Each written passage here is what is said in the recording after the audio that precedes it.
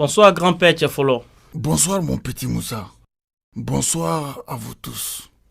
Eh bien, nous revoici toujours pour écouter tes histoires. Peux-tu nous parler de l'empire de Kanem Bornou? On l'a étudié en classe, mais on veut que tu nous en parles de vive voix.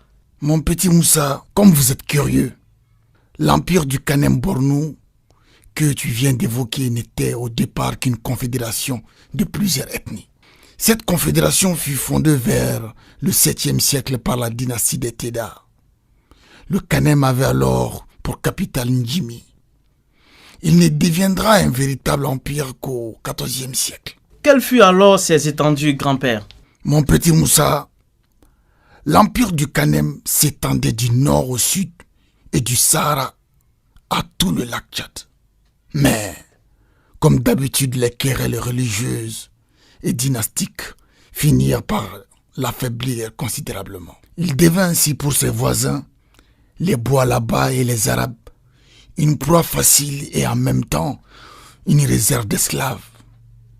La dynastie des Teda abandonna alors le pouvoir en créant moins d'un siècle plus tard le Borno au nord du lac Tchad. Le souverain du nouvel État, du nom de Maïd Idriss, reconquit le Kanem qui redevint Kanem Bornou.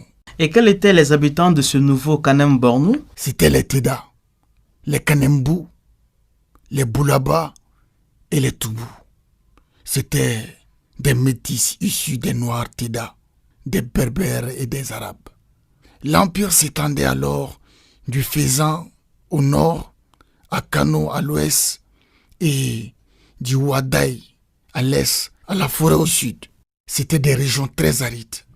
Et donc, quelle était la religion du pays? Le Maï, l'empereur était musulman, mais le peuple restait très animiste. Le pouvoir du Maï était héréditaire. Le Maï était le seul juge et avait une justice très sévère. Sa première épouse était appelée la reine-mère et jouait auprès de son mari un rôle politique prépondérant. Et donc, l'organisation politique du pays, peux-tu nous en parler un peu? Mon petit Moussa, l'armée de l'empire du Kanem Bornou était moderne et équipée de fusils.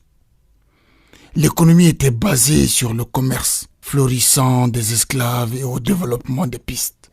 Le Maïd Idriss alors consolida l'empire du Kanem Bornou et fit construire de nombreuses mosquées. Mon petit Moussa, je sens un peu la fatigue. Oui, merci grand-père Tchefolo. On se dit donc à demain.